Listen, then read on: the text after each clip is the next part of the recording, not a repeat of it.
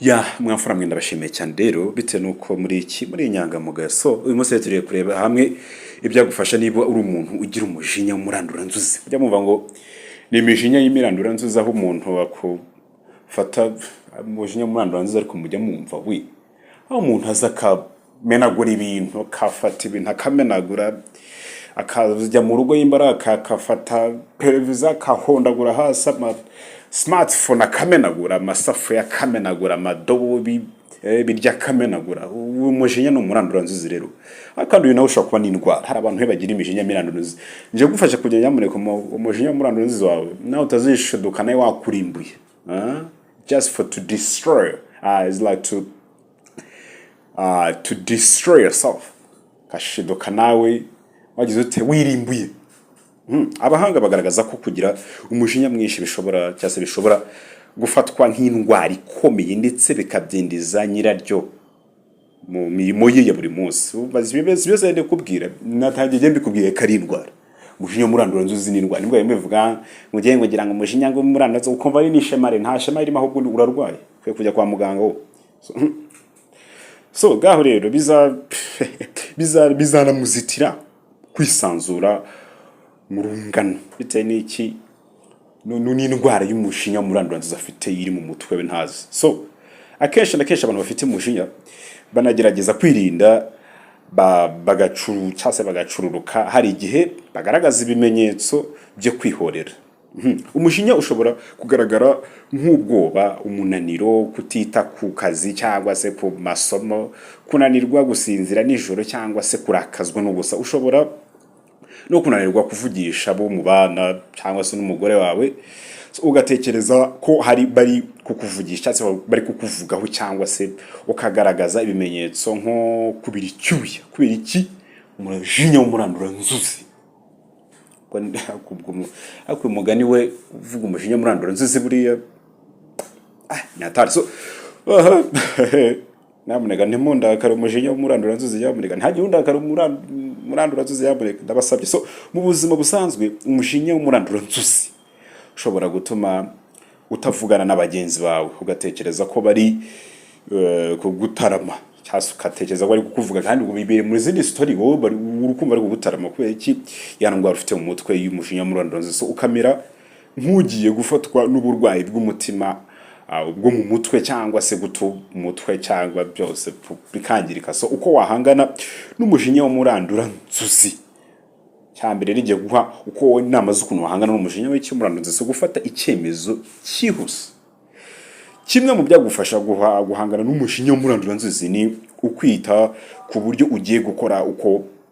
bigufasha kwihutira gufata icyemezo maze ugashyira mu bikorwa icyo utekereza iyo bidakozwe muri ubwo buryo ushobora kumara igihe utekereza uburyo ugomba gukora ikintu cyangwa icyo gihe gukora bikaba cyagutesha umutwe icya kabiri irinde guhangayika abantu bicara bahangayika namwe rimwe na rimwe hari igihe musanga mufite indwara y'umujinya w'umurandura nzuzi mutabizi indi ngamba yakurinda umujinya ni ukwirinda guhangayika niba hari iki kitagenze neza ukumva ugiye kugitekerezaho cyane ugomba kwirinda kukibukaho ako kanya ingamba nziza zo kwirinda guhangayika ni ukubura cyase ni ukuba ubyirengagije ahubwo nyuma ugashakisha cyangwa ugashaka igihe cy'iminota 10 yo gutekereza ikindi kintu icyo ari cyo cyose wakoze cyangwa se wakagombye kubakora ikindi rero cyongera gumisha undi muntu mu ntekerezo zawe ni ingenzi kandi guha agaciro igihe wamaranye n'undi muntu muhagize umunsi icyo gihe nyine ari gito cyangwa se icyo gihe nyine wigeze kugira uba ufite ibyago byinshi byo kugira ibibazo by'imikorere y'ubwonko mu gihe ufite iyo myitwarire utitaye ku buryo ukora cyangwa se amafaranga winjiza ntushobora kwishimira mu by'ukuri utamenye ko hari ugukeneye kandi ubeshejweho n'umusaruro ukomoka mu byo ukora cyangwa se urukundo rwawe bizagufasha rero gusobanukirwa yuko hari undi muntu ugukeneye bigufashe kwihanganira ibihe bikomeye ibintu cyase ibi ntibisobanuye ko dukeneye ko abantu baduhimbaza, ahubwo dukorana n'abandi bikatugabanyiriza uburakari no guhangayika, maze tukagenda nka nyomberi cyangwa bikagenda nka nyomberi, wa mujinya w'umurandura nzuzi ukagenda nka nyomberi, ndetse bikagufasha gukora bitandukanye n'iby'abandi. So imwe mu mpamvu yatuma ugabanya umujinya w'umurandura nzuzi ni ukuzirikana ko hari abantu cyase bagutezeho amakiriro, bigatuma cyase bituma ushishikarira ibyo ukora. So bikunze kuba ku bantu benshi, nyamara umujinya w'umurandura nzuzi utangira kwivanga mu buzima bwawe, mu bitotsi, ububasha bwo gusabana n'abandi, umusaruro mu kazi cyangwa se mu masomo, ukaba wajya urakara mu buryo bidakurikije gahunda, cyangwa se ukarakara mu buryo budafite gahunda, budafite igisobanuro. So ubushakashatsi bugaragaza ko iyo nta gikozwe bishobora kukuviramo nyirabwo kwigunga, gukenyuka no kwiyahura. Umuti wawo rero ntugira umumaro, cyangwa se umuti wawo ntugira umumaro w'igihe kirekire, ahubwo nubwo mu by'ukuri bishoboka kugira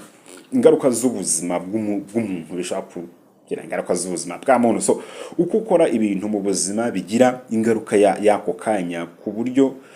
wakwitwara mu gihe ugize umujinya, ari nako kwiyoroshya byagufasha kugabanya ingano y'umujinya ugira mu buzima bwawe. Ni iyi mirandura nzuzi nyine turimo tuvuga. Izi ni zimwe mu ngamba zaturutse mu bushakashatsi twakoze, cyase twakoze mu gihe mu by'ukuri, cyase mu bushakashatsi bwakozwe muri kaminuza ya Cambridge, zagufasha guhangana n'umujinya, zigaragazwa n'inama y'ubuvuzi y'Uburayi izabera cyase ibera muri Paris, so ku nshuro ya 30, no mu bundi bushakashatsi ku bumenyi. So kimwe mu byagufasha gufata umwanzuro gutangiza ibintu runaka ni ukubikora uko ubonye umwanditsi, akaba n'umusizi witwa wabita Jake Chesterton yavuze ko ikintu cyose ugomba kugikorana umurava. So kwifashisha iyo ntego rero bigutera imbaraga zo kugerageza gukora ibintu bishya,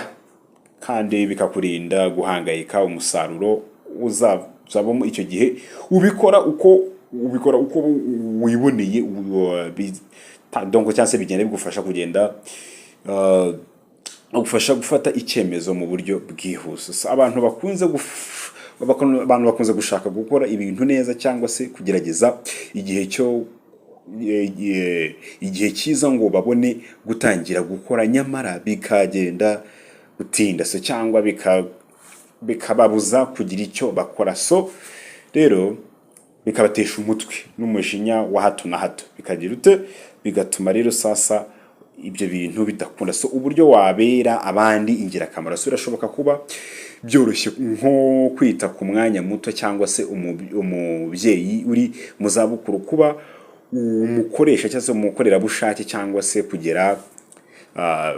ku bizagira akamaro by'ejo hazaza. Nubwo abo bantu batabona ibyo wabakoreye, ntacyo bitwaye, kuko uzabimenya, kandi bizatuma usobanukirwa neza iby'agaciro ku buzima bwawe.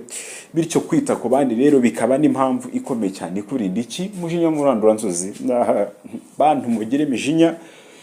irandura inzuzi, ubwo ndababwiye rero murabe mwumva, nyamuneka izo nzuzi z'abandi murandura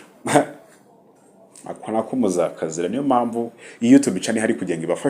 ifashe abantu bose mu ngeri zose, n'abafite iyo mijinya y'imyandura nzuzi kujya bayireke, ahubwo bakizwe, kuko nibakizwa imijinya y'imyandura nzuzi izagenda, kandi ibyo byose binabafasha mu buzima bwabo bwa buri munsi. Ngaho rero ndumva inama uzumvisha, nyuma y'iki kiganiro uze kwicara ahantu somewhere, ahantu ufata akantu umwe, ufata akaji ukanywe, ariko ukanywe uri kwitekereza uvuga ati, ni gute izi nama nagiriwe n'uyu muhanga mu bijyanye no kutugira inama nazikurikiza nanjye nkagira nkari ku mujinya w'umurandura nzuzi. So ngaho rero reka duhure ubutaha, nyamuneka nizeye ko umujinya w'umurandura nzuzi utazongera kugaragaza. Ibyo uzabimbwiye muri comment, umbwira ati byarashize rwose. So ngaho gira ibihe byiza rero, ndagukunda cyane pe, kandi urabizi nawe.